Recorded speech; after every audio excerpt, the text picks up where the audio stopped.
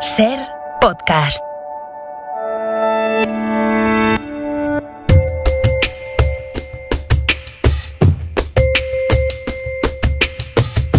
En la cadena Ser, Hoy por Hoy, con Àngels Barceló.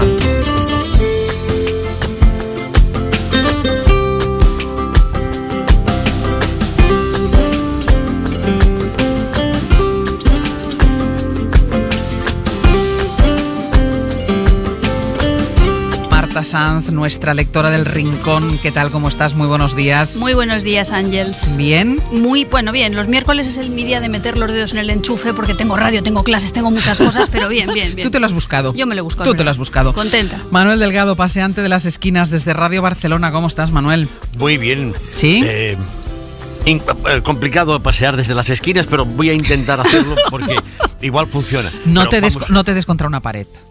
No. Vale. Pero sí, aquí estamos en mi esquina apostado. Quiero pararme en ese juicio que empezó ayer contra la llamada Manada de Sabadell, esa violación múltiple a una joven en el año 2019. Son 9 jóvenes acusados de agredir sexualmente o favorecer la violación de la chica. Todo pasó en una nave industrial en Sabadell y me gustaría que escucharais y que los oyentes volvieran a escuchar, porque me parece importante, extractos del interrogatorio del fiscal. El fiscal se llama Eduardo Gutiérrez. Le preguntaba a la víctima, a una chica que ahora tiene 20 años. Me volvió a penetrar, al igual que el primero, vaginalmente, y me obligó también a realizarle una felación con violencia, como antes. Cuando dice con violencia, ¿a qué se refiere?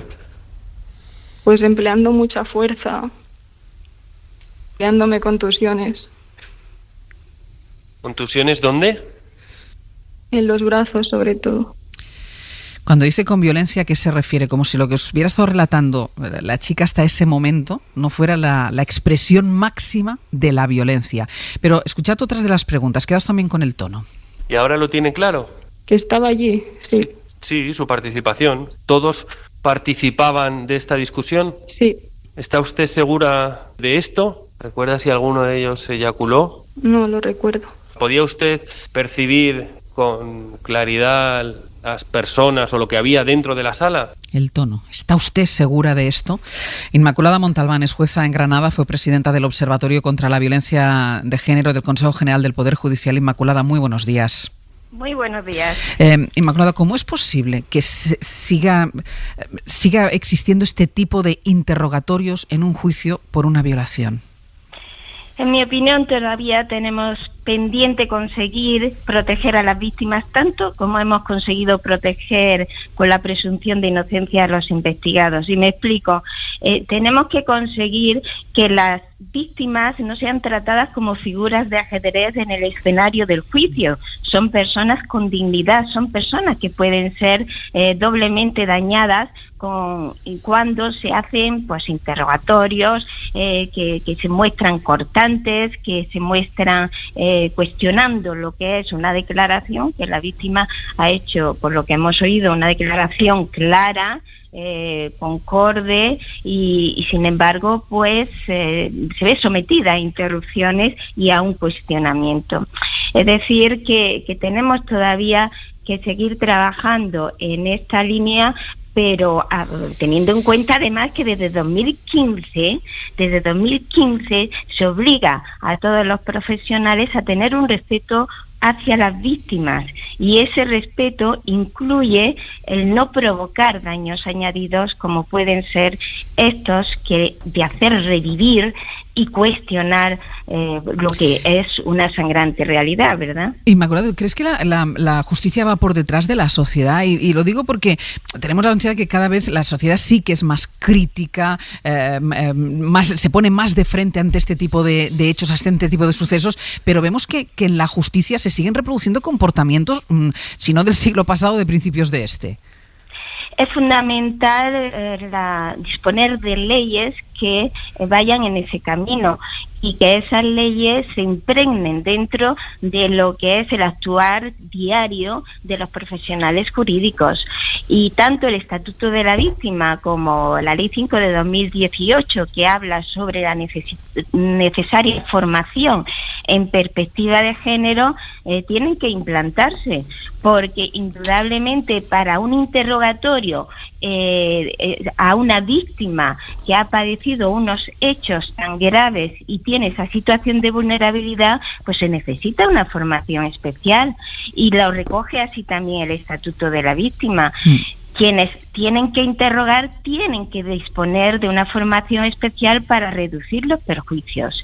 Indudablemente hay que trabajar en el ámbito de la formación y de la perspectiva de género, porque la sociedad no admite que se cuestione relatos como el que acabamos de oír, que es un relato que, bueno, después el tribunal valorará con el conjunto de las pruebas, ¿verdad?, pero que no puede ser susceptible de ser cuestionado desde ese punto de vista, ¿no?, del interrogador que en ese momento intenta llegar a la verdad de los hechos, o por lo menos tiene que hacerlo de una manera coherente y sin provocar daños añadidos. ¿La Fiscalía General del Estado debería tomar algún tipo de medida contra este fiscal? Yo creo que la Fiscalía General del Estado pues analizará las declaraciones y ya decidirá. No estoy yo en posición de decidir o opinar sobre eso, ¿verdad? Pero realmente choca que después del Estatuto de la Víctima del 2015 nos encontremos con unos interrogatorios pues tan cortantes, tan a veces incomprensibles, cuando estás ante una víctima en esa situación de vulnerabilidad y que por lo demás está contando un relato coherente. Pues Inmaculada Montalbán, muchísimas gracias.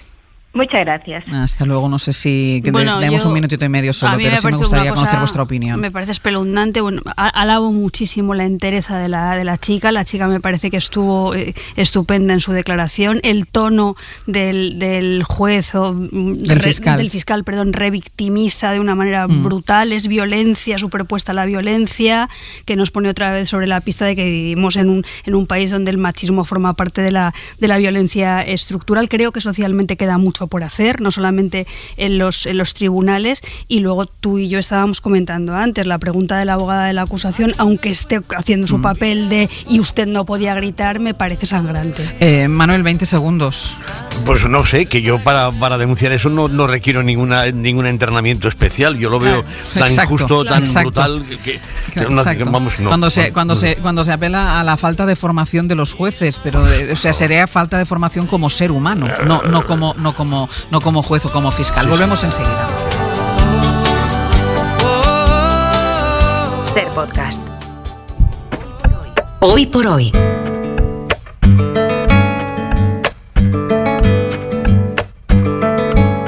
Àngels Barceló. Clavo mi remo en el agua, llevo tu remo en el mío.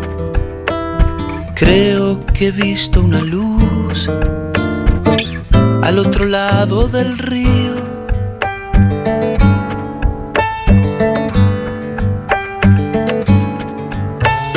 El día le irá pudiendo poco a poco al frío.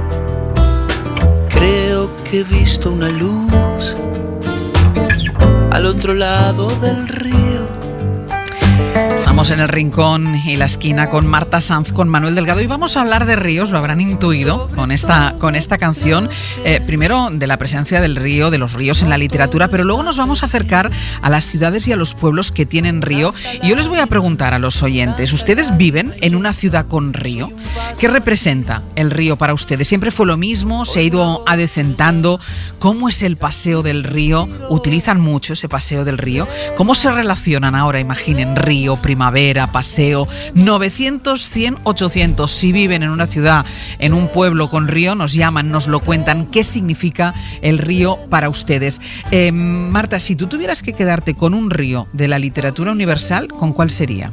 Bueno, yo primero quiero decir que los ríos se pueden cruzar, como dice en la canción que acabamos de escuchar maravillosa, ir a favor de la corriente o ir en contra de la corriente, que eso aparece mucho en las novelas. Y si yo me tuviera que quedar con un río, me quedaría con El río Congo en el corazón de las tinieblas, que para mí es una de las novelas más impresionantes que yo he leído en mi vida, ¿no? En esta novela, que yo creo que alguna vez ya hemos comentado con nuestros oyentes, aparecen las experiencias ficcionalizadas de Joseph Conrad en el Congo, que ya sabéis que fue devastado por Leopoldo II de Bélgica en su proceso de colonización. Entonces yo creo que esta novela cuenta cómo usamos las grandes palabras que nos caen de la boca: la civilización, Occidente, la cultura, la filantropía, la moral, para justificar la ambición económica y la rapiña. Y creo que esta idea está en la base de casi todas las guerras, desde la de Irak hasta ese Vietnam terrorífico que narra Coppola en Apocalipsis Now, que precisamente es una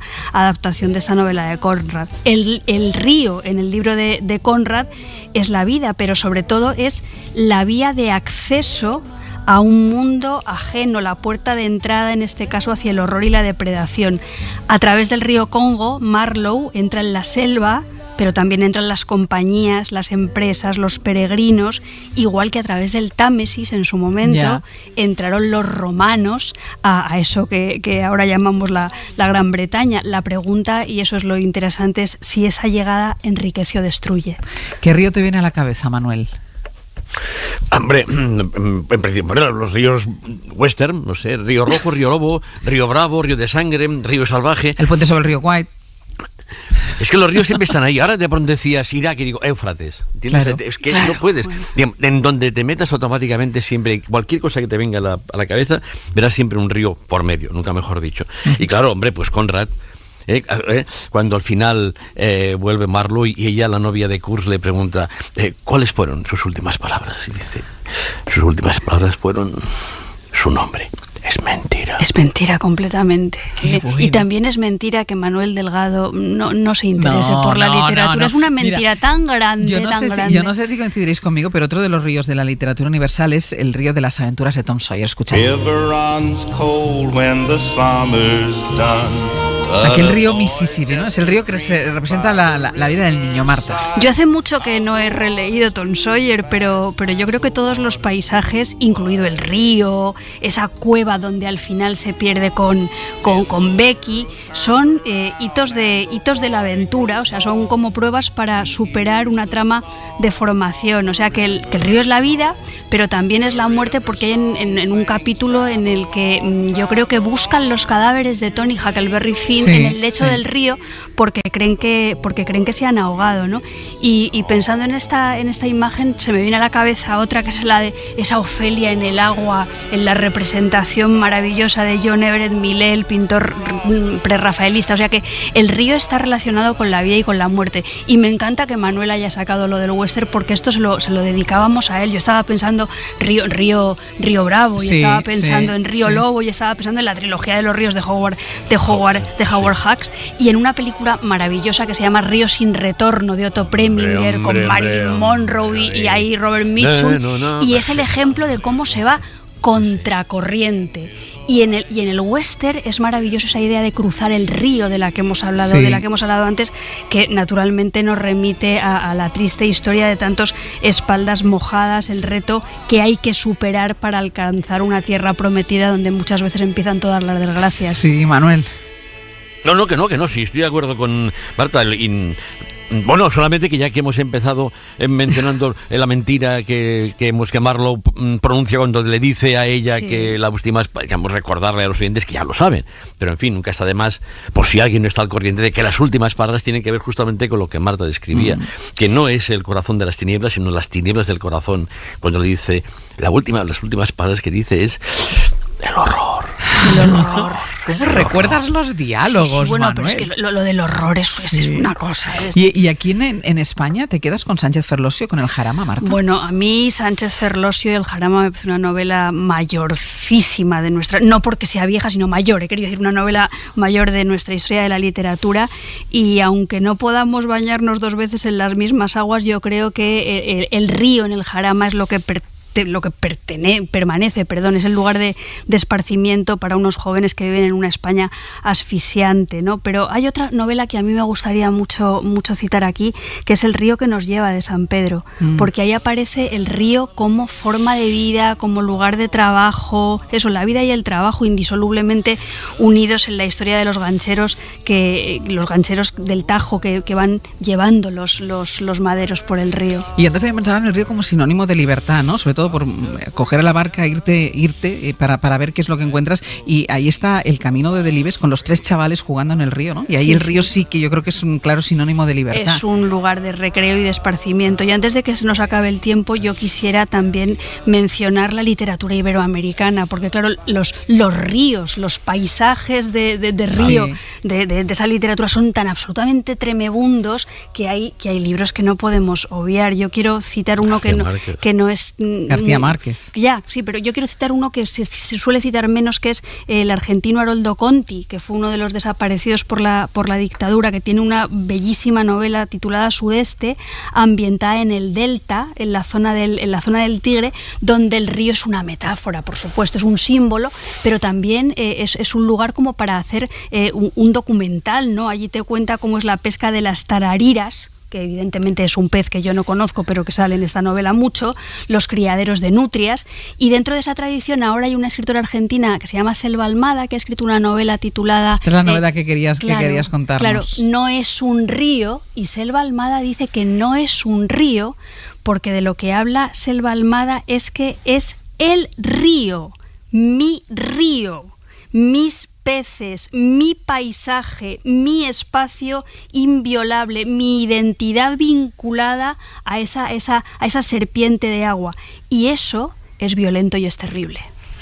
Si recurrimos a la poesía, quisiera que escucharais a Jorge Manrique en la voz de Paco Ibáñez. Nuestras vidas son los ríos que van a dar en la mar, que es el morir. Allí van los señoríos derechos hacia acabar y consumir. Allí los ríos... ¿Cómo explicar, Marta, las coplas a la muerte de su padre, de Manrique? Que además es que yo creo que esta frase, nuestras vidas son los ríos, yo creo que lo sabemos todos. Todos, sí, lo hemos estudiado todos. En el colegio, ¿no? Eso es un planto, es un recuerdo de la fugacidad de la vida, del poder igualatorio de la muerte, las vanidades, el concepto de fama que nada tiene que ver con el concepto de fama que tenemos en la actualidad, la expresión del dolor de un hijo muy orgulloso de su padre, pero en realidad yo creo que estas coplas a la muerte de su padre son todo lo contrario a ese carpe diem, y es como una forma de cuidadín, que esto se va a acabar y tenemos que ser buenos y tenemos que tal, que yo aquí en este contexto, en esta esquina y en este rincón, veo como un exceso de solemnidad para nuestro espíritu de faunos y de ninfas. Pero bueno, bien, me parece bien. Y luego también está el concepto de novela río. ¿Qué es una novela río? Pues una novela río es un documento. Para mí toda la vida una novela río fue una novela larga. Bueno, nosotros llamamos a veces programa río, un programa que empieza, es un programa de radio que no sabes cuándo termina. Eso es un programa río. Pero para venir aquí hoy me he preparado y me he enterado que una novela río es una gran construcción narrativa con pequeñas historias independientes como ríos que forman parte de esta misma historia. Pero vamos, yo desde mi punto de vista siempre fue un novelón, una novela larga. Precisamente Alfons Cervera, que estuvo aquí hace poco tiempo con nosotros, hablaba de que él ya no tenía cuerpo para leer este tipo de novelas y que él solamente leía novelas delgaditas. No sé cómo tendrán el cuerpo nuestros oyentes. A mí me gustan mucho las novelas río. A mí me gustan muchísimo. Solo una cosa. Oye, habéis puesto un tema así como un fondo musical y tal, que es una canción importante que tiene que ver con lo que estamos hablando y su dimensión trágica, claro. Que era una de las canciones de las Brigadas Internacionales, dedicada justamente al jarama. Sí. Y lo digo porque en efecto la historia de España y la historia de la guerra civil es la historia de los ríos. Digamos, la batalla del Ebro, la batalla del Jarama, la batalla en la que combatió mi padre, que fue la batalla del Segre. Pero hombre, ahí estaba justamente esa canción que cantaba, creo que era Johnny Cash, pero la versión original era de Woody Guthrie, que es un homenaje a las Brigadas Internacionales, al batallón Lincoln particularmente. Es verdad, la de batallas que hay que llevan nombre de río, no había caído, en esto. Claro.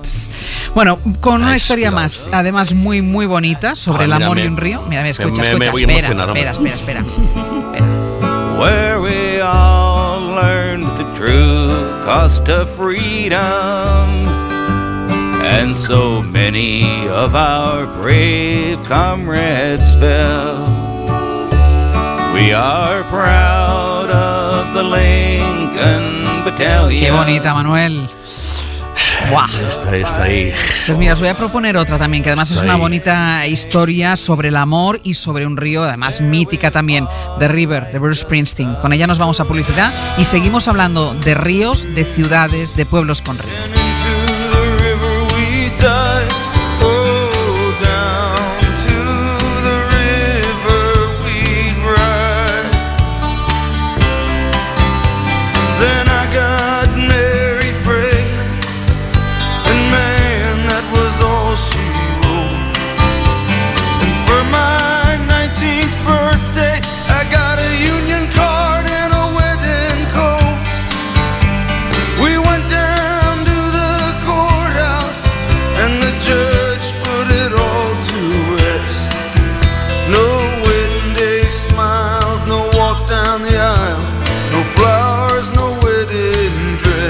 That night we went down to the river, then into the river we died.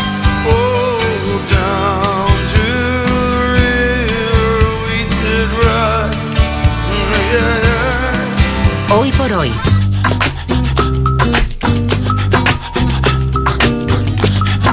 En la cadena SER, Hoy por Hoy, con Ángeles Barceló.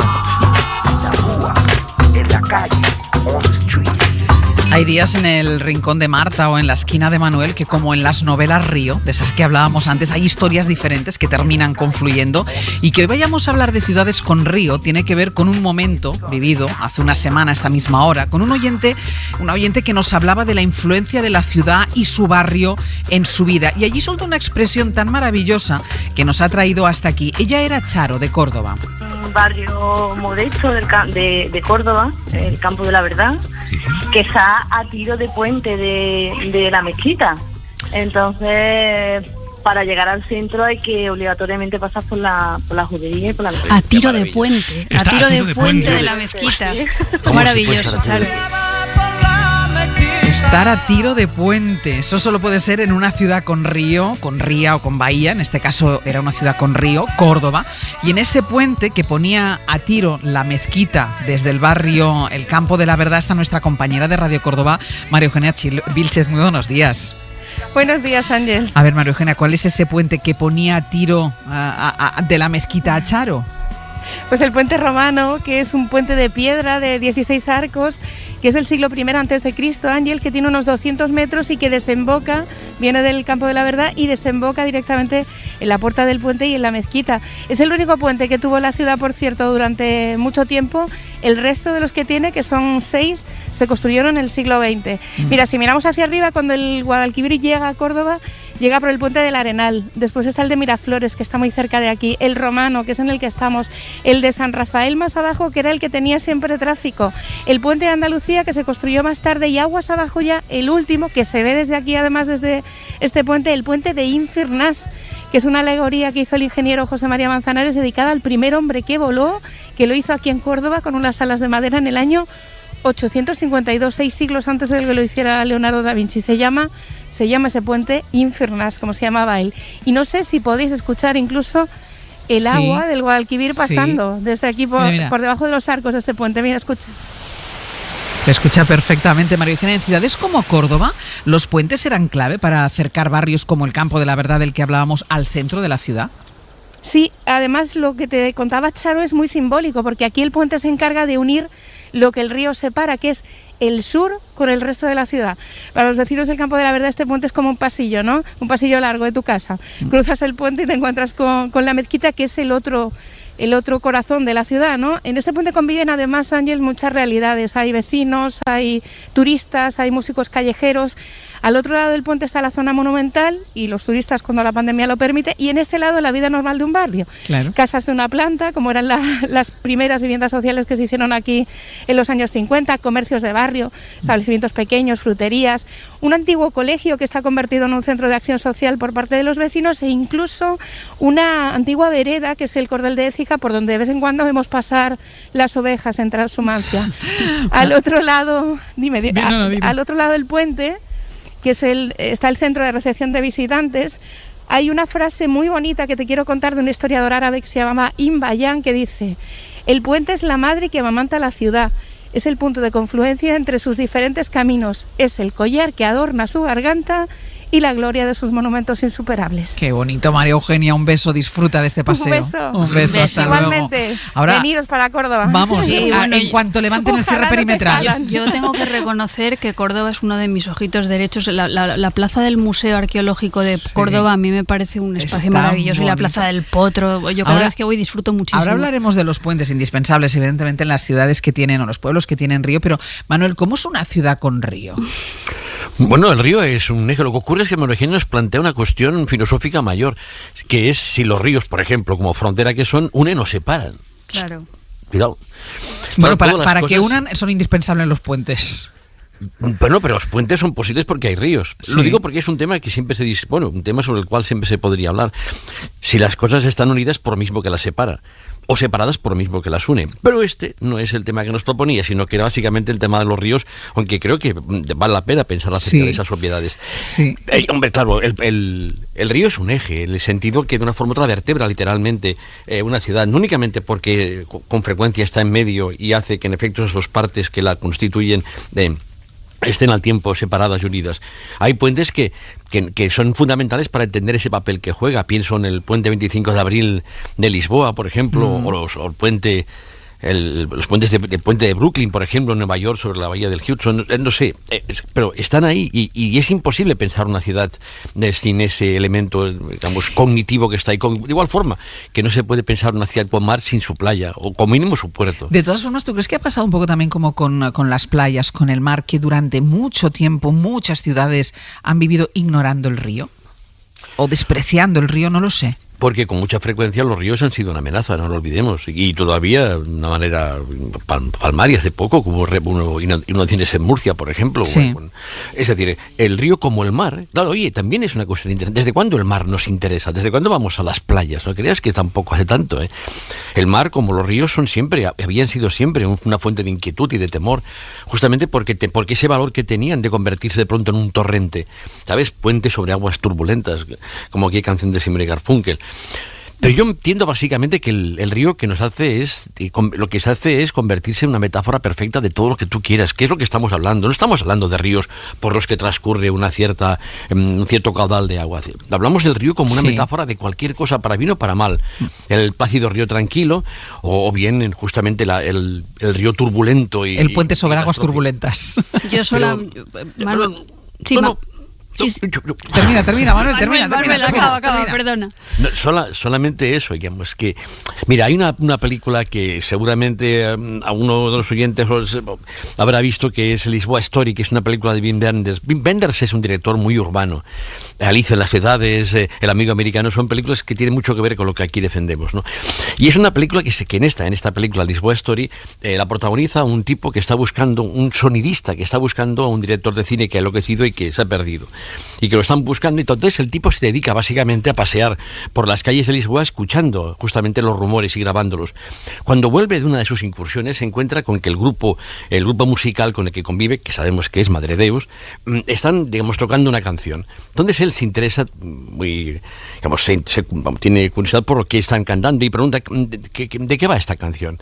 Y uno de ellos le dice, esta canción se llama Taxo, y habla básicamente de algo importante, que es que Lisboa permanentemente cambia, constantemente está cambiando, pero lo único que realmente dura es el río, lo cual espero que en efecto se entienda como una paradoja. ¿Cómo se puede entender que lo que siempre esté justamente sea un río cuya característica es que nunca se detiene?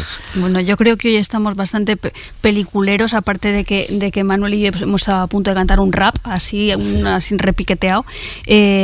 Yo creo que, claro, como soy peliculera, de los ríos también veo ese elemento siniestro y esa metáfora de muerte de la que hablábamos antes, y el río también es el lugar donde se vierten las cloacas. Tú vas al Tíber en Roma y ves ahí la cloaca máxima y te quedas espeluznada. Y también es el sitio donde se arrojan los cadáveres. Yo acabo de leer una novela que se llama Isolina, la mujer descuartizada, de Dacia Maraini, que está basada en un hecho real acaecido en Verona en el año 1900, donde la pobre muerta, la pobre Isolina, es hecha a trozos y arrojada al río Adige, ¿no? Y nuestra compañera Berna González Harbour, su última novela, con la que ganó el premio Hamed el año pasado, se ambienta precisamente en la ribera del Manzanares, y pasan allí en las escluras unas cosas terribles. Mira, hemos pedido a los oyentes de ciudades o de pueblos con río que nos llamaran, 900, 100, 800, que nos digan cuál es su relación con los cauces fluviales urbanos, con los puentes que siempre le ponen a tiro de la otra parte de la ciudad. 900, 100, 800. Estábamos antes en Córdoba, que tiene el Guadalquivir, que une y separa barrios, pero ¿cuántos puentes necesita una ciudad con 4 ríos? Mira, nos vamos a ir a Girona, que tiene el Ter, l'Unyà, el Galligans y el Güell. David Parreño, Radio Girona, buenos días. Buenos días, Ángels. ¿Dónde estás? Pues estoy encima del Pont de Pedra, que cruza uno de estos 4 ríos, el Unyà, en el centro de la ciudad. Un río que desemboca precisamente en el Ter, que es otro de los 4 ríos.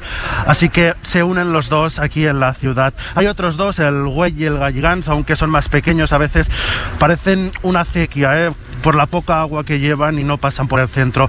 La importancia de los puentes se ve muy bien donde estoy aquí. En este río Onyar tiene 12 puentes de vehículos, también algunos exclusivamente de viandantes. Delante mío, Ángels, por ejemplo, hay un puente construido por la compañía de Gustave Eiffel, el mismo de la Torre Eiffel de París, y todos estos puentes unen el casco antiguo con parte de la ciudad más moderna, aunque en verdad la antigua muralla pasaba por la Gran Vía, así que el río estaba integrado en la parte vieja y la gente hacía vida alrededor del río y vertebraba un poco esta ciudad, como ahora decíais.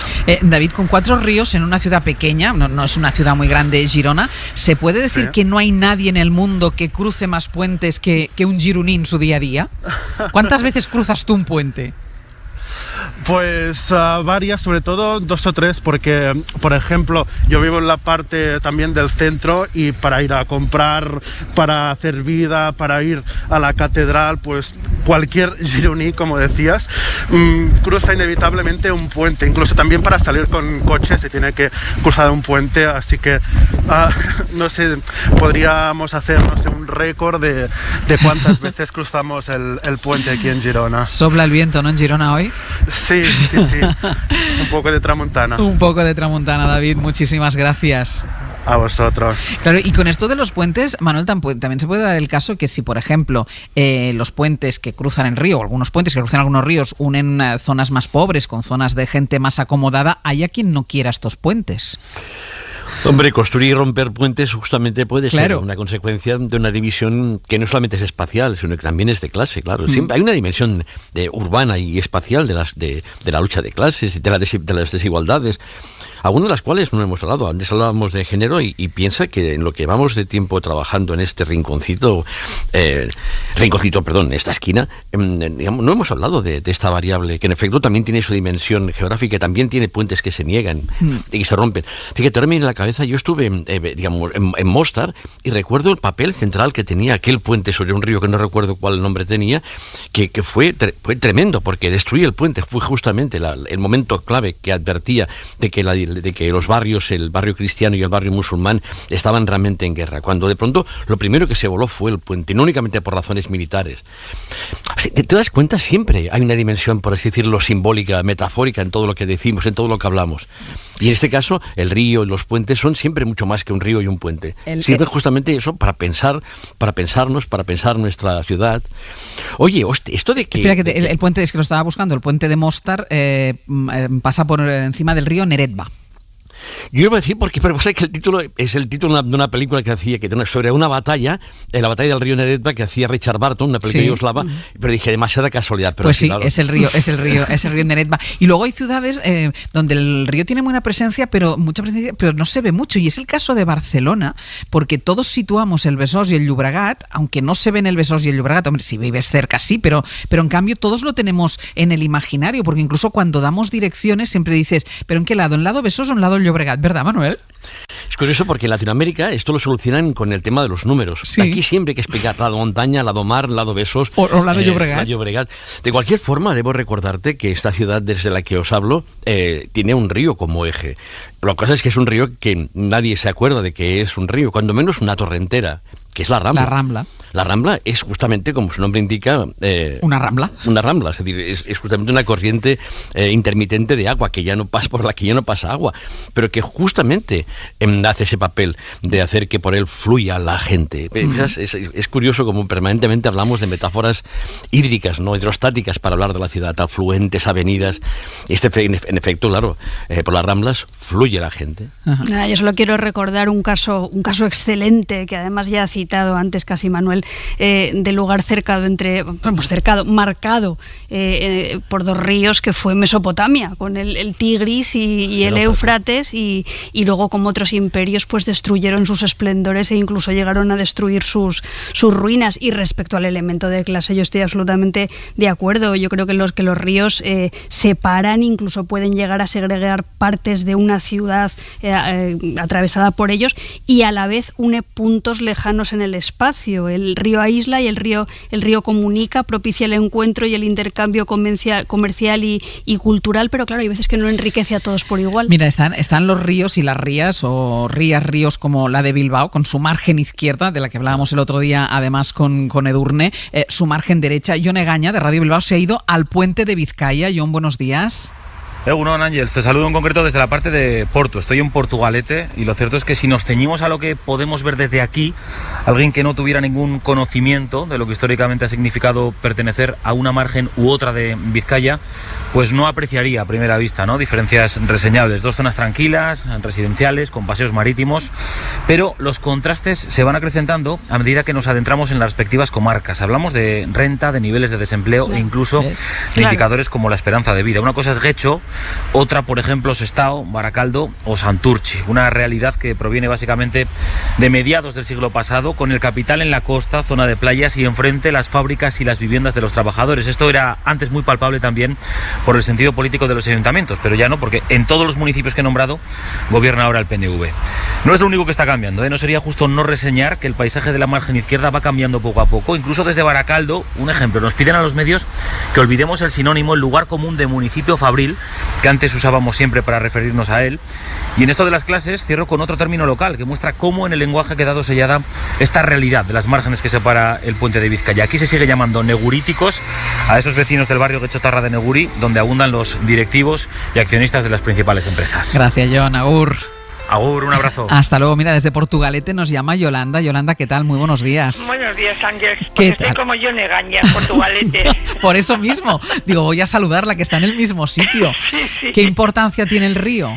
Pues fíjate, ahora con el confinamiento, es lo que le decía antes a tu compañera, todos vamos al paseo del puente a dar una vuelta hasta Santurce y volver, porque claro, imagínate, y cuando son los colindantes, pues te pasas el puente colgante y das un paseo precisamente por la playa de las Arenas y Neguri, para cambiar un poco de aires. Está muy bonita la ría, la verdad es que la han limpiado mucho y está genial, que antes pues es verdad que era el cubo de todas las basuras de todas las fábricas. Sí. Ahora, al habernos quedado con menos fábrica, pues la verdad es que la ría la han limpiado y está es un gusto. Muy bien. Un gusto pasear por ahí, Yolanda. Muchísimas gracias. Un beso. Venga, a vosotros, seguro. Hasta luego. Lo que hay que tener mucho cuidado es no atravesar por uno de esos puentes también diseñados que resbalan. Bueno, tuvieron que ponerles los puentes, puedes decir, el puente de Calatrava, que tuvieron que ponerle como algo en el pavimento para que no, porque hizo un puente pensando que en Bilbao no llovía que nunca. Querías asesinar a todos los bilbaínos. Exacto. Yo a veces me siento un poco egoísta cuando me di cuenta de que realmente no me fastidia que arreglen los sitios y que los conviertan en sitios bonitos. Creo que la ciudad no puede ser bonita. Y además porque pienso que estos sitios arreglados antes eran sucios, feos, desastrosos, pero eran míos. Y ahora tengo que compartirlos, pero claro, es un acto de egoísmo. Exacto. Manuel, ¿tú has estado en Oporto? Sí, claro. Buah, maravilloso. Buah. Sí. Paco, desde Ledesma, muy buenos días. Hola, buenos días. En Afurada. Hola, Paco, ¿qué tal? Cuéntanos, ¿cuál es tu relación con el río? Bueno, en principio quiero decirte que me alegro muchísimo de hablar contigo. Muchísimas gracias. Escucho todas las mañanas y además soy un oyente desde el año 70, vuestra cadena. Pero muchísimas gracias. Y me levanto con ella. Y ahora, en segundo lugar, quiero decirte que que vivo en el mejor sitio casi de España. Vivo en Ledesma, ¿sí? Un pueblo de 1.600 habitantes que tiene su río Tormes. Es un pueblo de los más bonitos de España, sí. Además catalogado. Era un castro celta porque había un río como es el Tormes, que es precioso. Tiene dos puentes también, uno que lo llamamos el puente romano. Ajá. Está algo medieval porque lo tiraron los franceses cuando de la retirada en el año 1800, ¿no? Y luego tenemos el puente nuevo, que es el del año 1951. Qué bonito. Pero el conjunto en sí es precioso, es para envidia, para vida de amor. Y también he de decir que mi niñez siempre ha estado en torno al río, porque iba con mi madre, que llevaba los chismes para lavar, sí. los baños que llamamos nosotros, y la acompañaba a la orilla del río a lavar. Qué bueno. Le tendía la ropa y tal. Luego íbamos a bañarnos. Paco, muchísimas gracias. Nos estás dando muchísima envidia. Disfruta de ese río. Un beso. Oye, solo una cosina. Dime. Te digo que todos los días paso por él, casi 2 kilómetros andando, todos los días ida y vuelta. Pues eso es muy sano, tener sitio para caminar. Habíamos olvidado al Lázaro de Tormes. Claro. Tan nombrado en esta esquina y en este rincón. Nos lo ha recordado Paco. ¿Y si todos los puentes fueran del diablo? En Cataluña hay más de un pont del diable, ¿eh? Pero es que justamente porque una cosa que no está ni en un sitio ni en otro, otra cosa, Cortázar, que decía justamente, un puente es un hombre cruzando un puente. No pueden existir puentes por los que no pase alguien. Un hombre, una mujer, un perro, lo que sea, pero únicamente existe el puente cuando alguien lo atraviesa. No podemos terminar de mejor manera, Manuel, hasta la semana que viene. Venga. Un beso, adiós, Y Marta. con el Moldava, qué maravilla. Qué bonita, hasta la semana que viene. La composición esta es maravillosa.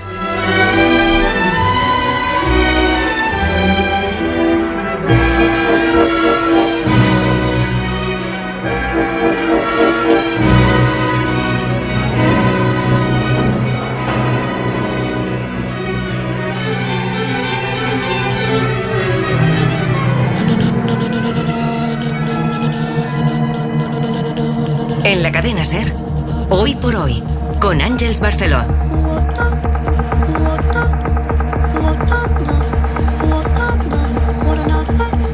El ser humano es el caballo de Atila de las especies. Por donde pisamos no vuelve a crecer la hierba, o estamos exagerando. Cosa que nos reprochará Manuel Martín Loeches, catedrático de psicobiología, defensor del rigor científico en este Hoy por Hoy. Manuel, ¿qué tal? Muy buenos días. Hola, buenos días. ¿El ser humano es el gran destructor de la biodiversidad del planeta? Sí, yo creo que no estamos exagerando. Es decir, es cierto. Nuestra especie, lo ha descrito mucha gente, es una especie que allá donde va, en cualquier isla, cualquier continente, provoca extinciones masivas de muchas especies.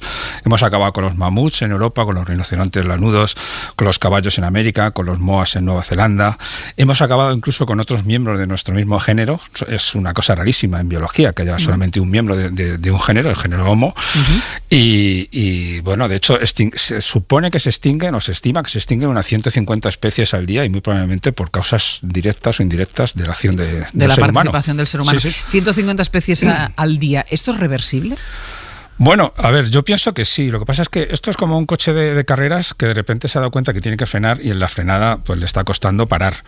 Yo creo que ya desde hace varias décadas, afortunadamente, el ser humano se está dando cuenta de esto. Lo que pasa es que todavía seguimos con la inercia, pero se están llevando a cabo programas y planes de intervención gracias a los cuales pues se está consiguiendo más o menos parar este fenómeno, más o menos.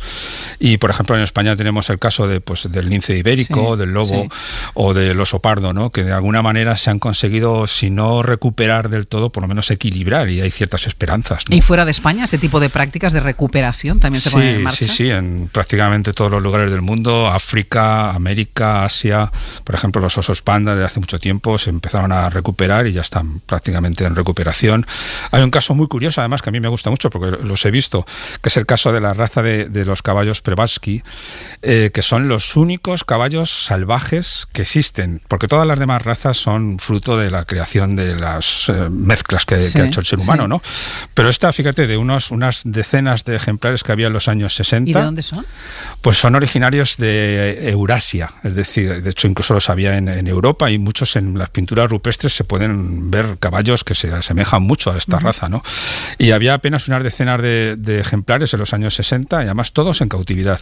Bueno, pues ahora aproximadamente hay cerca de 800 ejemplares, por lo menos, en las llanuras de Mongolia en estado salvaje, gracias a la protección, a la inserción en hábitats más ricos, a identificar los peligros, ¿no?, que puede tener esta especie, e incluso gracias a la clonación. Claro, iba a decir, ¿la clonación como solución al problema de la desaparición de las especies? Sí, yo creo que es una herramienta que se está empleando. Yo te digo, con los Przewalski se ha hecho, y con éxito, además de un ejemplar congelado de los años 80, o sea que ahí queda, ¿no? Y de hecho se está pensando en serio en recuperar especies como los mamuts, que también nosotros fuimos responsables de su extinción en Europa y en América, y no estaría mal, la verdad. Cuando hablamos de la responsabilidad del ser humano en la extinción, ¿no?, de estos grandes mamíferos, por ejemplo, bueno, uno está pensando, claro, cazaban tantos que al final terminaron con la especie, pero claro, si hablas de 150 especies al día, hombre, no todas se extinguen porque el ser humano cace. ¿Qué hacemos para que desaparezcan? Esto es fruto de la intervención del ser humano por intentar sacar más rédito de la naturaleza, ¿no?, de los recursos, por intentar mejorar las cosechas, las explotaciones animales y demás. Todo esto tiene consecuencias que de forma inmediata no se ven, pero que luego a largo plazo sí, ¿no? Entonces, por ejemplo, muchos herbicidas y pesticidas que se han utilizado en las grandes plantaciones pues han provocado daños en el medio ambiente.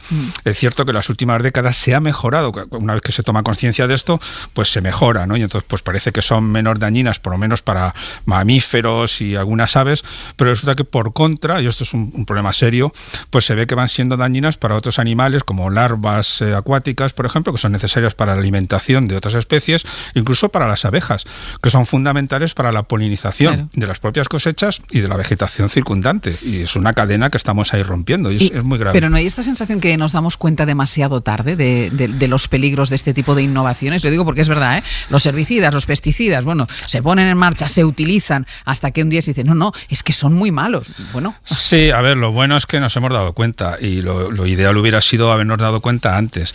Lo que pasa es que muchas veces estos fenómenos son altamente complejos, o sea, es decir, tienen una complejidad y una cadena de acontecimientos que no nos damos cuenta. Miramos lo inmediato y muchas veces no nos damos cuenta de que hay consecuencias muy largo plazo, ¿no?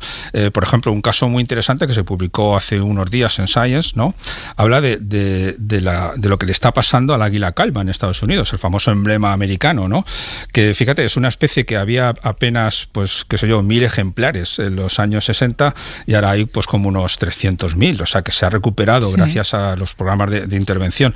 Pero en los últimos años se estaban dando cuenta de que le pasaba algo a muchísimos ejemplares que acababan muriendo por una enfermedad neurodegenerativa, que hacía que aparecieran como borrachas, temblando, con debilidad, y acababan muriendo, ¿no? Y al final, tirando del hilo, han descubierto una relación muy sutil. Fíjate, hay una planta invasora que se llama hidrila, que es originaria de África y que resulta que está en muchas lagunas en Estados Unidos. Pues esta planta genera una cianobacteria, y esta cianobacteria genera una neurotoxina, pero esta neurotoxina no la encontraban, es decir, es que no siempre se produce. ¿Y por qué? Porque al final es esta neurotoxina la que provoca esta enfermedad en las águilas, y al final, a base de mucho investigar hasta que llegan a ello. Sí, además han tenido que participar laboratorios de Alemania y de otros sitios del mundo junto con los de Estados Unidos para llegar a esta conclusión. Fíjate, esta cianobacteria produce esta neurotoxina solamente en presencia de bromuro. ¿Y bromuro? ¿Dónde sale este bromuro? Pues resulta que era del plaguicida que echaban para acabar con esta planta invasora, ahí estaba el bromuro. Y entonces ahí se producía esta neurotoxina. Claro, es que cualquier intervención al final tiene una consecuencia en cascada, ¿no? Claro, y además es muy compleja, como todo en el mundo real. Ojalá no fuera así, pero en el mundo real todo es muy complejo, y acabar descubriéndolo, bueno, pues supone el esfuerzo de muchísima gente, mucha inversión también, lo cual está bien, y bueno, descubriéndolo es como conseguiremos mejorar. Ahora, hay veces que da la sensación de que arreglando una cosa estropeas otras, pero bueno, cuanto más invirtamos en conocer los fenómenos que están ahí implicados, pues mejor lo haremos, claro. Manuel Martín Leches, tú no te extingas, ¿eh? Espero que no, tú al menos tampoco. Hasta la semana que viene. Un beso. Un beso. Terra, por mais distante, o errante navegante, quem jamais te esqueceria.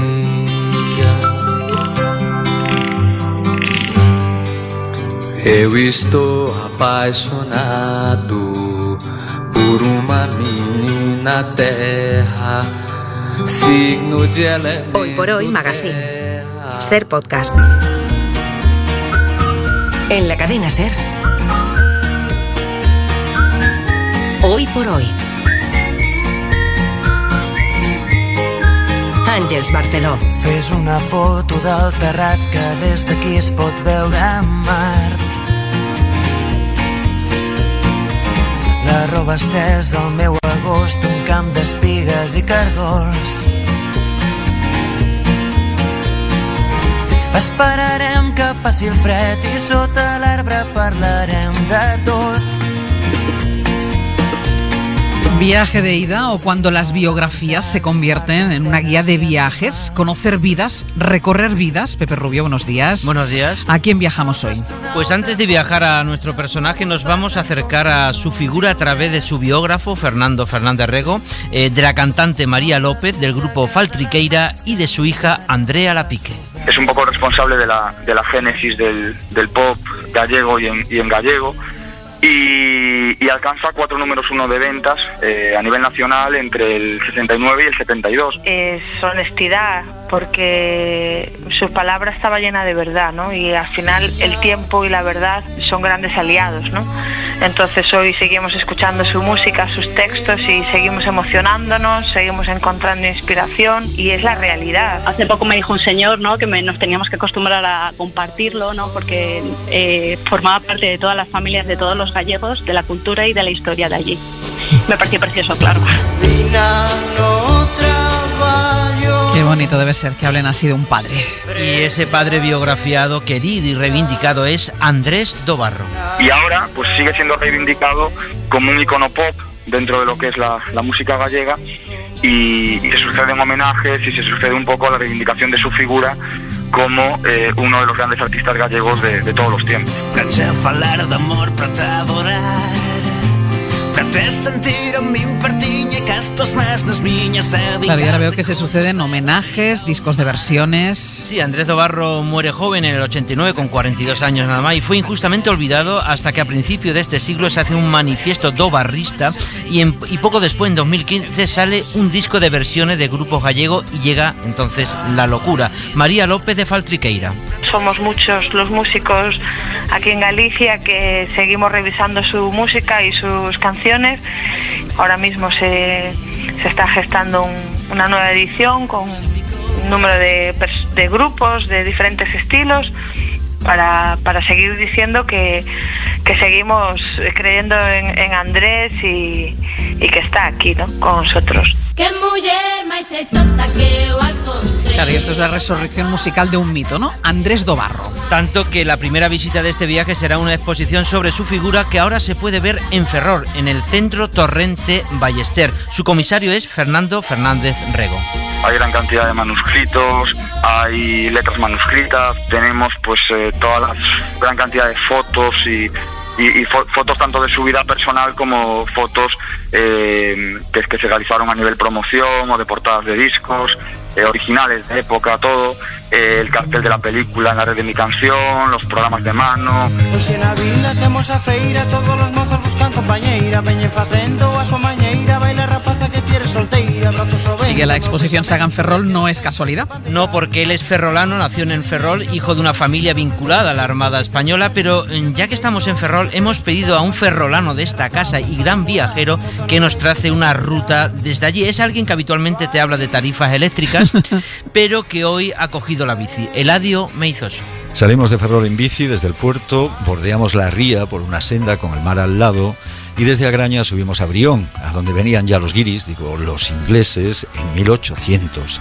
Desembarcaron ahí al lado, subieron a este monte y por el otro lado quisieron conquistar el castillo de San Felipe para controlar el de enfrente de La Palma y despejar la entrada a la base naval, pero no tuvieron suerte. Desde aquí encaramos la bajada a Cariño, que no es mal nombre, con el mar Ártauro entre nosotros, ahí confluyen las rías de Ferrol, Ares y Coruña, y la vista es fantástica. Alcanza Malpica en la Costa da Morte y a la derecha el océano.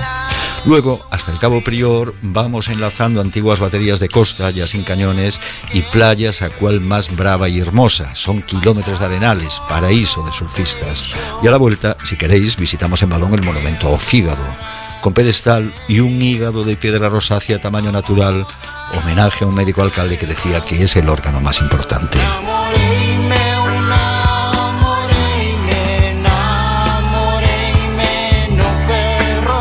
Me había puesto los dientes largos Eladio Meizoso intentando explicar las tarifas eléctricas, pero con esto, ojo, ¿eh? Ojo que sí, pero ¿quieres más? Sí. Pues siguiendo la ruta de Eladio, Fernando Fernández Rego nos hace otra por la costa ártabra con los paisajes que inspiran a Andrés do Barro. Y sobre todo empezando en Cedeira y su canción San Antón, que ahí hay una ermita, un mirador que está a unos 125 metros de altura, un gran acantilado, que hay una ermita que es del siglo XVIII. Y hay un cruceiro también. Además está en la zona también San Andrés de Teixido, que ahí está la leyenda esta de que si no vas de vivo vas de muerto, ¿no? Y si vamos bajando hacia Ferrol, pues tenemos toda la zona de Ferrol, las playas de San Xurxo, de Doniños, y se puede hacer un recorrido por toda la costa realmente desde Cedeira hasta Pontedeume, disfrutando un poco de todos estos parajes, pinares, playas enormes. Las playas de Ferrol, que tener en cuenta, son playas de 2,5 kilómetros, 3 kilómetros totalmente salvajes. Qué descripción de paisajes maravillosos. Pepe, ¿qué hacemos aquí?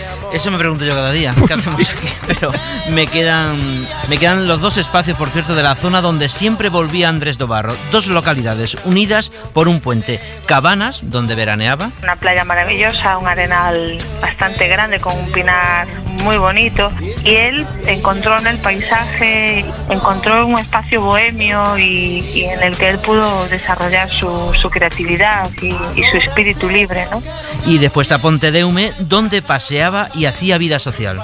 En las callejuelas, en los soportales, en las tascas, las rondallas y los amigos, ¿no? En torno a una taza de vino. Pontedeume sigue siendo un pueblo que se vive mucho en la calle, muchísimo. Y entre Cabanas y Pontedeume, un puente, nos cuenta María López, que inspiró una de sus portadas. De uno de los singles de Andrés, que sale el puente de hierro que cruza Cabanas con Pontedeume, y él está abajo en la playa, en el arenal. Supongo que son esos espacios que para él eran muy significativos. ¿No quieres llegar? ¿Que te conozco, Pepe? Voy a hacer un cruce de saudades sonoras. A ver. Por ese puente que nos acaban de describir pasa un tren que un día llevó a Soel López a Madrid, el día que se enamoró de la capital.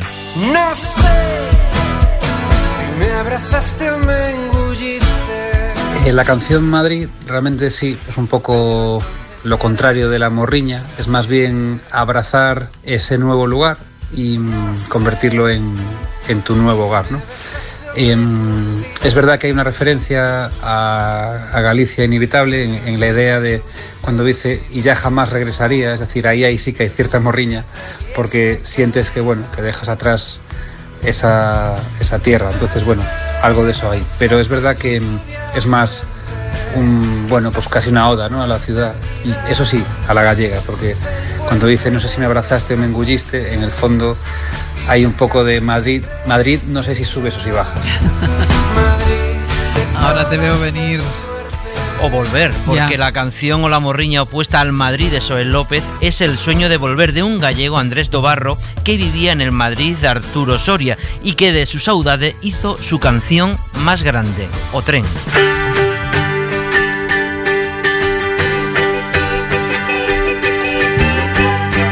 Para su hija Andrea Lapique y su biógrafo es Fernando Fernández, lo que hace Andrés do Barro en este hitazo, que es lo que diría Neira, es definir la saudade. Personalmente como profesionalmente se trasladaba muchas veces a Galicia y yo creo que se refiere pues ese trayecto en tren, ¿no?, que hay desde Madrid hasta Ferrol y que se refiere pues cuando empieza a ver la ría, ¿vale?, y el río y que le traslada pues a una época, pues bueno, le traslada a una Galicia ahí verde, ¿no?, y que ya se sentía como en casa. Siempre dije que la canción de O Tren para mí es un poco una canción en la que se resume esa saudade, ese sentido de la vida, el concepto de tierra prometida en cierto modo, ¿no?, que es un poco ese sueño, esa idealización que hacemos todos. Tren que me leva pola beira do miño, me leva Has cuadrado bien este cruce de saudades. Pero queda rematar, porque he pedido a un gallego que también veranea en Pontedeume, que ha cogido ese tren de Andrés Dobarro desde Madrid a Ferrol miles de veces, que nos cuente qué veía desde la ventanilla Andrés Dobarro. Sí, es Fernando Neira.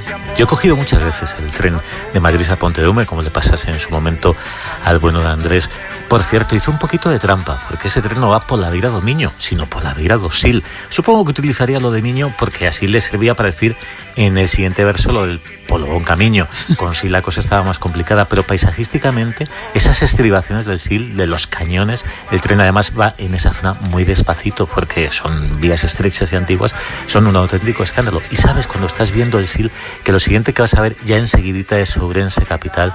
Cuando estás entrando por Ourense ves el puente milenario al fondo, sabes que la geografía local y sentimental confluyen por vez primera en el paisaje. Y luego te queda todavía esa escala casi ya de antesala a Pontedeume, que es Betanzos, la capital de la tortilla betanceira, de esa tortilla poco cuajada, y también uno de los municipios con el arte eclesiástico de la época románica más hermoso que conozco. Quizá no debería decirlo porque os vais a tomar todos nota de ello, pero si vais camino de Pontedeume y después de Cabanas, como hacía Andrés, haced antes una escalita pequeña, aunque sea en Betanzos. Grande Neira, como siempre, y Dobarro, aunque hiciera trampas por la rima, pero lo más fuerte es que este tema, en gallego, llegó a ser número 1 en pleno franquismo. ¿Y cómo pasó la censura? Lo contó en una entrevista el propio Andrés Dobarro. La clave, el portugués. O tren galego, o tren castelán, o galego todo prohibido. Ou xa tiña grabada, entón paseina poñendo o tren portugués. E pasou. O sea, hizo pasar la canción en gallego como una canción en portugués. Tal cual, es lo que tienen los genios y tener un idioma hermano a mano, ¿no? Y nos queda el último viaje que nos trae las últimas canciones, el viaje al desván de la familia Lapique Dobarro. Ahí había un máster con canciones inéditas que acaba de publicar el sello Ramalama. Del hallazgo nos habla su hija Andrea Lapique. Nosotros siempre hemos sido conscientes de que había un máster, ¿vale?, con 11 canciones. De hecho ya nos las sabíamos, ¿vale?, de memoria, porque estamos hartas de oírlas, pero no lo teníamos a mano, ¿vale? Mi padre, las cosas de mi padre estaban en casa de mi abuela y nunca los recuperamos, pero unos amigos de mi padre que habían conservado una copia nos lo hicieron llegar a nosotros. Lo hemos mantenido en secreto, bueno, en secreto no, lo que pasa es que queríamos guardarlo para una publicación que se hiciera algo bonito y algo especial, y por eso han visto ahora la luz.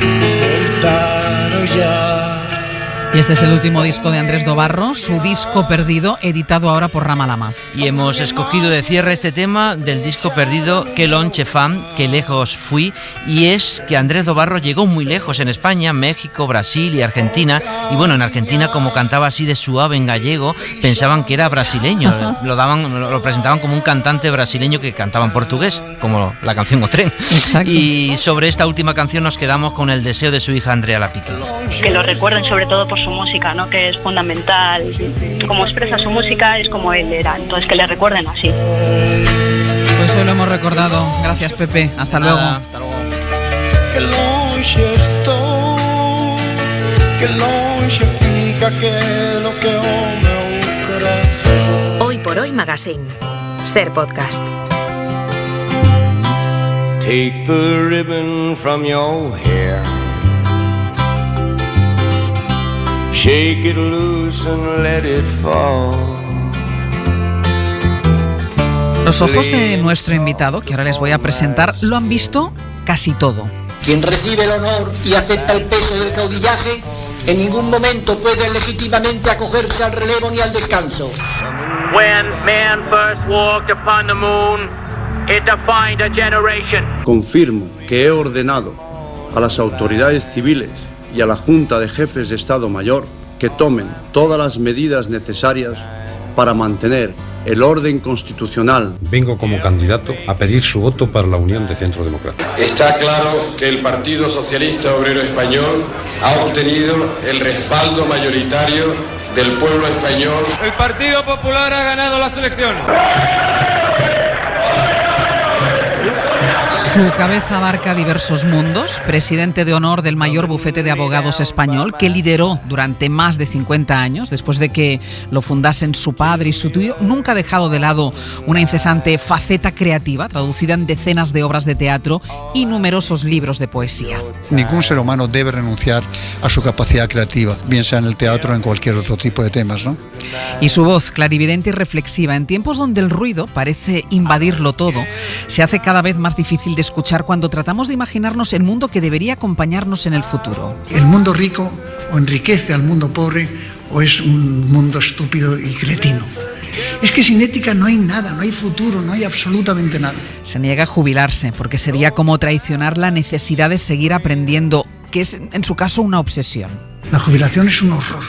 Hay que estar permanentemente en el tema. Aprender siempre algo nuevo.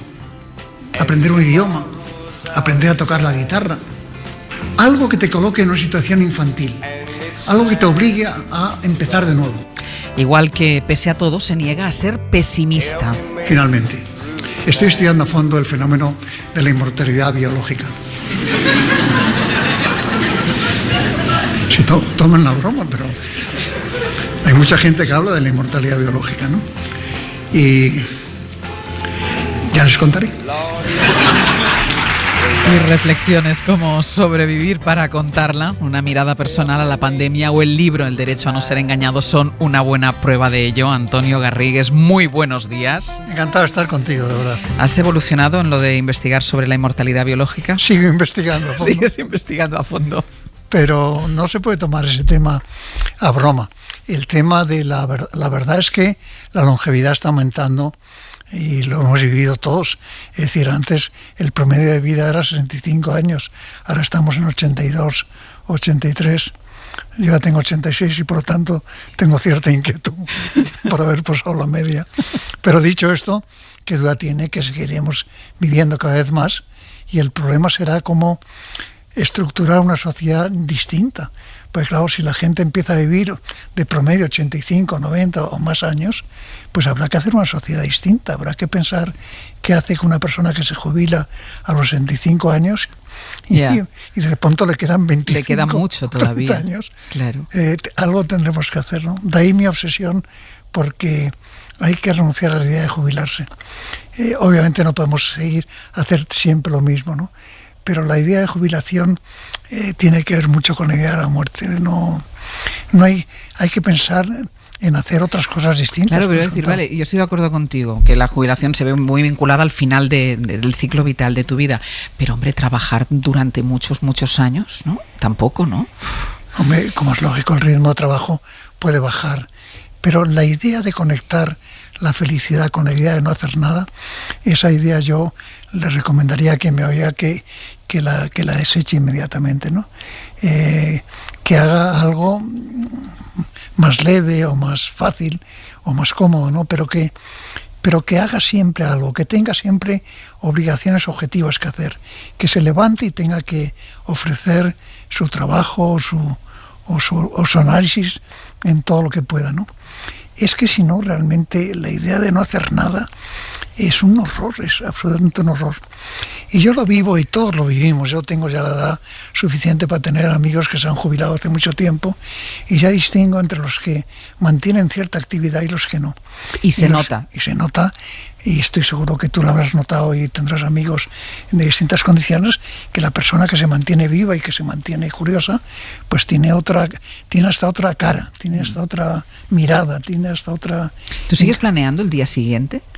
O sea, planeas lo que voy a hacer mañana jueves, voy a hacer esto. Sí, claro. Bueno, y lo tengo planeado, digamos, ahora como mínimo hasta después del verano.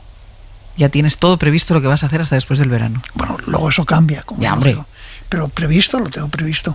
Y preverlo siempre es bueno, aunque luego, en efecto, hay que cambiarlo con frecuencia, pues porque te ordena la mente y te prepara la mente. Estábamos escuchando antes a Kris Kristofferson. ¿Qué importancia tiene la música en tu día a día? A Kris Kristofferson, qué maravilla. Es el hombre más romántico. ¿Cómo se llama la canción esa preciosa que él canta? Yo no me acuerdo. ¿No te acuerdas? Ahora me lo dirán. Pues es una maravilla, realmente. ¿Y qué decía Kris No, te preguntaba la importancia de la música en tu día a día. ¿Escuchas Bueno, el día a día no escucho mucha música porque no puedo, porque me levanto muy temprano, hago la gimnasia, voy al despacho, trabajo en el despacho. O sea, físicamente, me está escuchando, está sonando la canción, que no me sé, ahora me dirán el título, porque no me acuerdo del título, ahora me dirán el título. Ahora sobre yo. Espérate, que ahora me lo dirán. Me lo están escribiendo. Help me make it through the night. Help me make it through the night. Exacto. Eso es un título más precioso. Qué bonito. Ayúdame a pasar la noche. ¿Y es verdad que te hubiera gustado bailar tango? Sí, más que nada, de verdad. Y además lo digo en serio. Primero porque creo que bailar es un ejercicio estupendo para el cuerpo y para la mente. Yo creo que todos deberíamos bailar al menos un ratito al día. Lo creo sinceramente, es decir, no sé, de despejarnos de esta especie de artificio y de permanente y de corsé que tenemos puesto, ¿no? Y yo creo que el bailar de vez en cuando al día sería una cosa buena, ¿no? ¿Y lees mucho? Leo bastante, sí, pero leo porque me gusta mucho leer. Intento seguir la actualidad todo lo que puedo. Primero porque yo escribo y por lo tanto cuando escribes tienes que también saber lo que otros escriben, ¿no? Y además es que leer me encanta. Ahora estoy leyendo, siempre leo como me imagino que hace todo el mundo. Tengo 2 o 3 libros que vas cambiando de lectura según te conviene, ¿no? Y tengo ahora uno de Bernstein, Los creadores, que es sobre el proceso creativo, que es una maravilla, cómo se inicia el proceso creativo. Y es un monstruo de libro tremendo, un tocho grande. ¿Y eres capaz, hablamos ahora de música, de literatura, de la capacidad de leer, eres capaz de abstraerte, de no escuchar el ruido infernal que hay en nuestro alrededor, el ruido de la política, el ruido de la opinión? ¿Eres capaz de abstraerte de todo esto? Cuando tienes que escribir, tienes que hacerlo y no tienes otro remedio, ¿no? Y no es tan difícil. Si la verdad es que lo que estamos viviendo y oyendo es todo muy superficial, muy cambiante, todo es muy vacuo. Es decir, es que lo que escuchamos en política y lo que escuchamos a veces en otros muchos terrenos, estamos viviendo una época de verdad en donde quizá por la aceleración y quizá por las prisas y quizá por algunas angustias o algunos problemas humanos, ¿no? Pues no le damos a las cosas la suficiente profundidad, ¿no? Estamos en una sociedad muy superficial, muy ligera, ¿no? ¿Piensas que la pandemia ha hecho que salga más a flote esta superficialidad? Es decir, que se hayan visto más nuestras vergüenzas. Pues es posible. Es posible, y sobre todo nuestras debilidades, ¿no? Y también ciertas ideas que de repente olvidamos, como el hecho de que somos seres biológicos y como tales seres biológicos pues estamos sometidos a la enfermedad y por eso en los matrimonios se habla de la enfermedad y la salud, porque la enfermedad forma parte de nuestro ser, ¿no? ¿Tú cómo has vivido la pandemia o cómo estás viviendo la pandemia? La viví al principio y por lo tanto ahora la vivo con más tranquilidad. Yo la he tenido, aunque me han dado últimamente el disgusto de que a pesar de que haberla tenido puedes volver a tenerla. Lo cual sería realmente mala suerte, ¿no? Pero la vivo con tranquilidad, no tengo miedo, de verdad. La verdad es que no soy una persona que haya tenido mucho miedo en la vida y la verdad es que el miedo que puede ser un factor muy válido en la vida de muchas personas. Yo la verdad es que no siento miedo por muy pocas cosas. Hay 2 elementos, yo creo que han salido y lo hemos hablado tú y yo antes de empezar la entrevista, el miedo y luego otra cosa que da como la sensación que tiene muchísima gente, ¿no? Que es como, no sé si tristeza o desasosiego o desesperanza, ¿no? Como que a la gente le cuesta mucho más vislumbrar el futuro que antes. Yo no lo noto, sinceramente no lo noto. Es posible que tengas razón y es posible que todo dependa de los ambientes en que uno vive y cómo se relaciona, ¿no? Pero yo sigo notando, sobre todo en la gente joven, yo sigo notando mucha fuerza y muchas ganas de vivir, ¿no? Hombre, estamos viviendo una pandemia y la pandemia no es la mejor época de la vida, ¿no? Y además es algo inédito. Y además, bueno, todo el mundo sabe que cuando hay una pandemia todo el mundo recuerda que ha habido antes otras pandemias y por lo tanto no deberíamos sorprendernos demasiado, ¿no? La gripe mató muchas más gente de la que está matando esta pandemia, ¿no? Pero bueno, yo creo que la única actitud posible es dar por seguro que esta pandemia va a desaparecer y que entonces entraremos en una época distinta, en el sentido de que será mucho más eufórica, la gente estará más contenta, estará más tranquila, estará más segura, de modo que vamos hacia un tiempo mejor. Yo no lo digo por general optimismo, sino porque vamos a un tiempo mejor. Es decir, cuando desaparezca esta pandemia, que desaparecerá como desapareció la de la gripe, pues estaremos todos pues mucho más animados, con un sentido del futuro más... ¿A ti de qué te ha servido escribir un libro sobre la pandemia?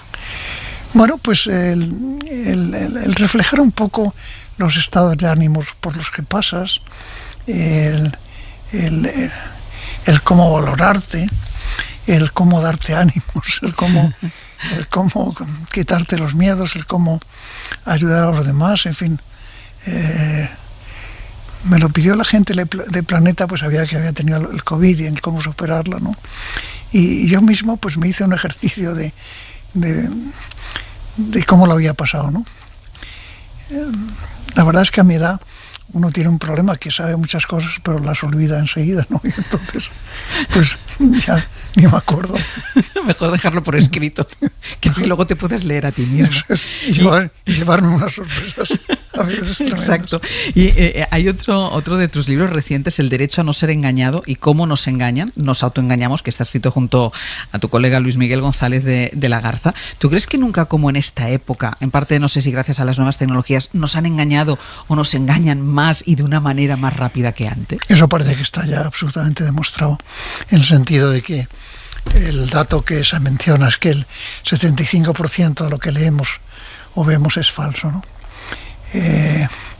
Ahora se utiliza en los países anglosajones el concepto no de fake, o sea, de falsedad, sí, sino deep fake, la falsedad profunda, ¿no?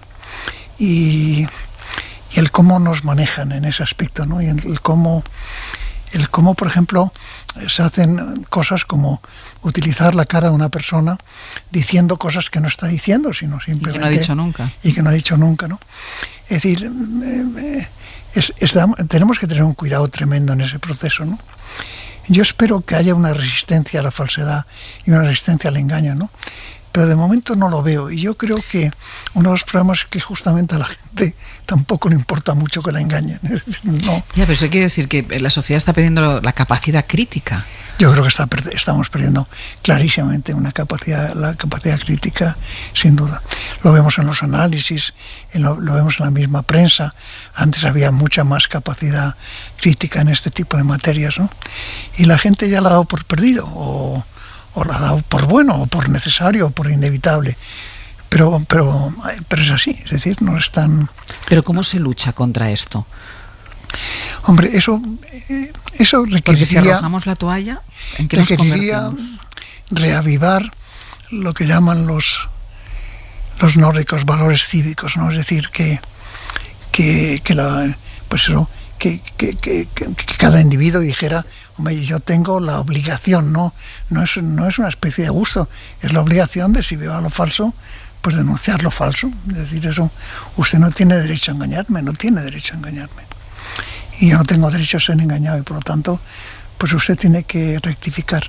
Pero claro, todo eso requiere una acción, requiere una posición en la vida, y eso parece que no, pero hay mucha gente que es que dice, pues paso. Es decir, que voy a poner... También requeriría de liderazgos políticos, mediáticos, da igual, ¿no? Pero de liderazgos diferentes, porque si en este engaño participan también los que teóricamente deberían luchar contra él. Es que participan. Claro, de forma activa. De forma activa y decisiva muchas veces, ¿no? Bueno, por eso digo que en efecto en algún momento tiene que haber una reacción ciudadana, ¿no? Es ahí donde yo veo la pobreza española en cuanto a calidad democrática. En los países nórdicos la sociedad civil tiene fuerza, la sociedad civil organizada tiene fuerza. Y si ve una situación de ese tipo, reacciona. En el mundo latino en su conjunto, no solamente en España, me refiero a todo, pues a Italia, a Grecia, a Turquía, a Francia misma, a los países. En el tema la verdad es que la reacción frente a la falsedad es muy pequeña. Es decir, yo no sé si es por pereza o por miedo o por cobardía. A veces también las sociedades civiles latinas, la verdad es que son muy cobardes ante el poder. En las sociedades nórdicas tienen mucha más valentía. Usted podrá tener el poder, pero si yo creo que está usted haciendo algo que no es correcto, mi obligación es de decírselo y se lo digo. Y luego ya veremos lo que pasa, ¿no? Yo creo que las sociedades latinas son más cobardes. Somos todos más cobardes. En general, nuestro nivel de cobardía y nuestro nivel de reacción es muy bajo frente a estos fenómenos. Antonio Garrigues, ha sido un gusto conversar contigo este ratito. Recordar a los oyentes que le van a poder volver a escuchar cuando ustedes quieran en esta casa, porque va a repasar su vida en un programa que se titula Desde el Principio y que se va a emitir el próximo sábado 17 de abril a partir de las 5 de la tarde, donde dice que, va a contar esas cosas que dice que no se acuerda y que seguro que recuerda. Antonio Garrigues, como siempre, un gusto. Ha sido un placer. Igualmente. Me encuentres todavía, por eso aún estoy en el lugar de siempre, en la misma ciudad y con la misma gente, para que tú al volver no encuentres nada extraño y sea como ayer y nunca más dejarnos. Probablemente estoy pidiendo demasiado, se me olvidaba que ya habíamos terminado, que nunca volverás, que nunca me quisiste, se me olvidó otra vez,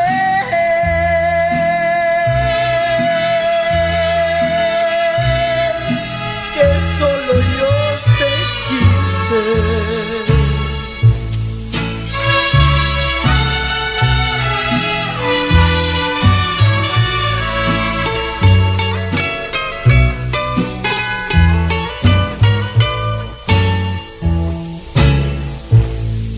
Por eso aún estoy en el lugar de siempre, en la misma ciudad y con la misma gente, para que tú al volver no encuentres nada extraño y sea como ayer y nunca más dejarnos.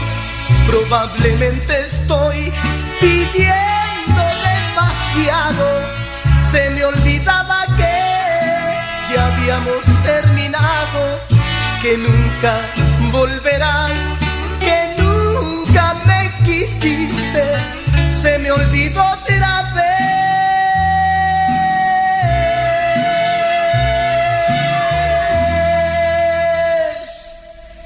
que solo yo te quise.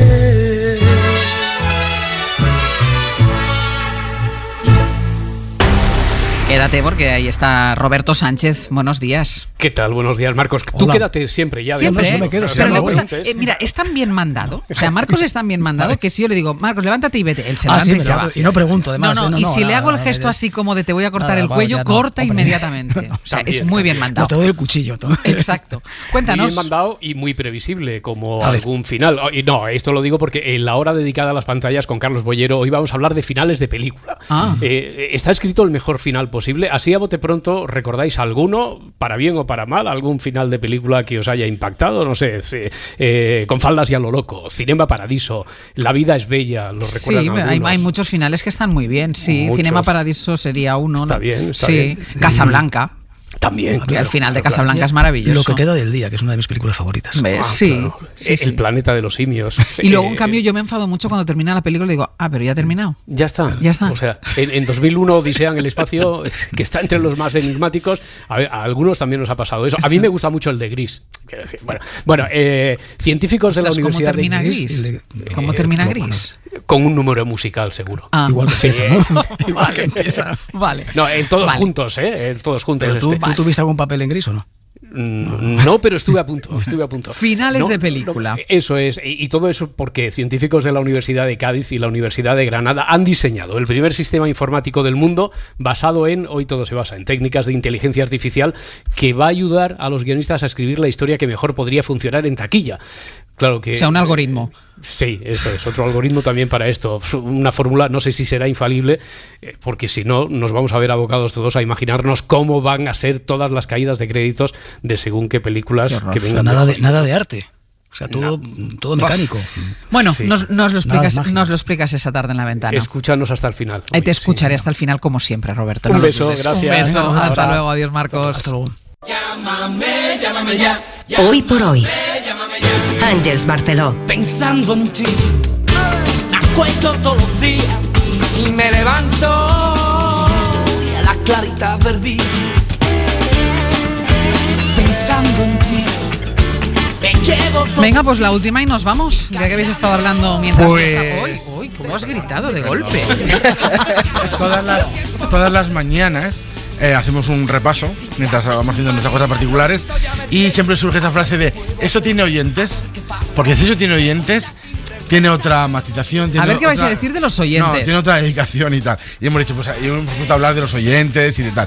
Yo solo quiero decir dos cosas, pero sobre todo que no quiero hacer de esto una cuestión de género, pero a mí, en mi larga experiencia con los oyentes, jamás, y digo jamás, me ha engañado una sola mujer.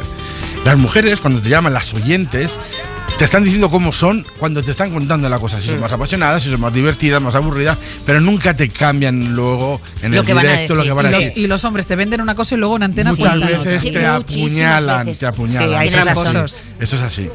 Hay tramposos y son lo que más miedo dan, porque los pasas al directo con toda la confianza y de repente. Son muy buenos, ¿eh? Son muy buenos mintiendo. Sí. Pero a ver, es que ahora estoy un poco asustada. Es que estoy un poco asustada por a ver si estáis dando ideas ahora a los oyentes. No, ya lo saben todos. Yo lo que van a quiero empezar a engañar. No, lo saben todo. Lo que quiero contar yo es el proceso, para que la gente sepa en casa cómo va la vaina. Tenemos una máquina a la que llamamos AEQ, que no sé muy bien por qué, pero llamamos AEQ. Son unas siglas en inglés. Sí. Audio, no sé qué significará el AEQ. Pero eso es la máquina del horror, con miles de botoncitos, miles de colorines. Es imposible saber si la llamada ya, si Ángels ya puede hablar con el oyente o no, si está en espera, si tienes que ponerlo después, en qué vía está. Entonces es complicadito. Bueno, esto es como el bar, o está en espera o en el aire. No, tiene 3 posibilidades, es bastante difícil. Entonces es verdad que ese es un primer momento tenso, que cuando no sabes, estás en la producción y no sabes hacerlo, es un poco te pone de los nervios. Segunda cosa, cuando llamas al oyente, ya lo tenemos, lo decíamos esta mañana Sergio y yo, que lo primero es su nombre, ¿de dónde llama? ¿Me puede dar su teléfono? Y hay una cosa que responde todo el mundo y no te aparece ahí en la pantallita. Claro, hay que decirles a los oyentes que nosotros no tenemos teléfono con pantallita. Le estamos diciendo, oyentes, cuando llamen, que sepan que su teléfono no nos aparece. Claro. Vale. Exacto. Ahora ya les hemos avisado. Y la última, que esta me encanta, que es un concepto que tenemos desde hace muchos años, que es la cojolllamada. Sí, o el cojoyente. Esto hace mucho. Esto es muy bonito, ¿verdad? Sí, la cojolllamada. Cuando hay una cojolllamada o un cojoyente, que los oyentes ya sabrán por qué se llama así, la dejamos para el momento ideal, para el final de la sección. Y ahí va el cojoyente. Maravilloso. Pues hay oyentes, que pueden salvar una sección. Totalmente. Es más, un programa. Sí, hay oyentes que te pueden salvar un programa. ¿Cuántos programas hay que son de oyentes? Que son los oyentes los que los construyen gracias a ellos. Yo como está en la tecla esta del aire al final, a mí lo que más me encanta cuando termina ya la sección y quedan 3 oyentes que no han entrado, es el momento de despedirlo y decirle lo siento, no he podido entrar, y entonces los dejo caer como en el vacío, como si cayeran como... Ya me hago el ruido. Pues ahora os diré yo, mi momento de pánico es ver a Sergio Castro con el dedo en el botón. No, es verdad. Porque nunca me deja despedir de los oyentes. Yo digo, fulanita, muchas gracias, un beso. ¡Tac! Y Sergio les corta. Un beso. Hay gente peor haciendo eso, no lo puedo contar. No, pero me das pánico. O sea, cuando veo que es Sergio quien tiene el dedo en el botón del aparato, estoy temblando. Yo soy un cirujano de máxima precisión. Bueno, no lo diría yo así. Pero bueno, haces lo que puedes. Vamos a decir que haces lo que puedes.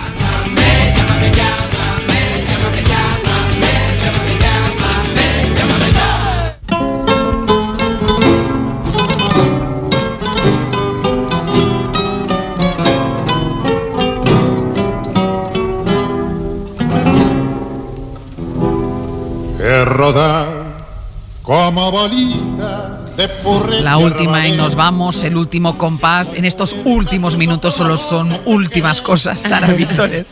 Esto que estamos escuchando, también vamos a hablar de más interioridades de la radio. Esto que estamos escuchando es un sobrante. Cuando preparamos las entrevistas, cuando las prepara Sergio, busca todo lo que puede sacar del entrevistado. Y a Garry Walker, además de la música que hemos escuchado durante su entrevista, en la charla, también le encanta este tango, Cuando me entres a fallar, de Edmundo Rivero. Y digo, pues vamos a aprovecharlo, pues sí, porque cada frase de Garry ha sido una lección. Por ejemplo, escuchad lo que nos ha dicho sobre la idea de no hacer nada. La idea de conectar la felicidad con la idea de no hacer nada, esa idea yo le recomendaría que me oiga que la deseche inmediatamente, ¿no?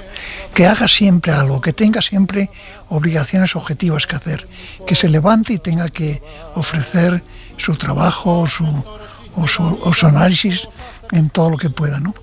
Es que si no, realmente la idea de no hacer nada es un horror, es absolutamente un horror. La persona que se mantiene viva y que se mantiene curiosa, pues tiene hasta otra cara, tiene hasta otra mirada. No sé, tengo que dar una vuelta a esto. Tengo que dar una vuelta. Pero es que tú te vas solo al trabajo.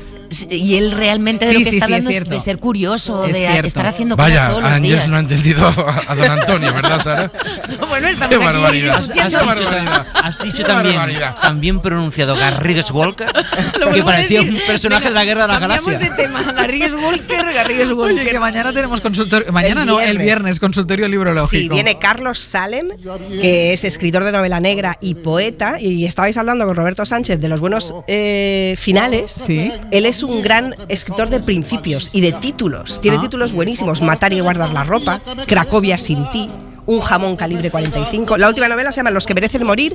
Recibimos mensajes en el 638-313466 para Carlos Salem. ¿Y qué pasa? Como no está Brian, no pasamos el testigo a nadie. No, porque queremos las notas de voz para Carlos Salem. Y es incompatible con pasar el testigo a alguien. No nos daba tiempo, Ángel, que nos quedan 15 Madre segundos. Mía, Sara, que no. Luego que si va muy cargado los guiones. Hasta mañana, que intentaremos hacerlo mejor que hoy, se lo aseguro. Volveremos a partir de las 6. Les esperamos. Pongan el despertador. Este es el dedo de Sergio. Hoy por hoy, Àngels Barceló. Suscríbete a Hoy por Hoy. Todos los episodios y contenidos adicionales en la app de Cadena SER y en nuestros canales de Apple Podcast, Spotify, iBooks, Google Podcast y YouTube. Escúchanos en directo en la SER de lunes a viernes a las 6 de la mañana. Cadena SER. La radio.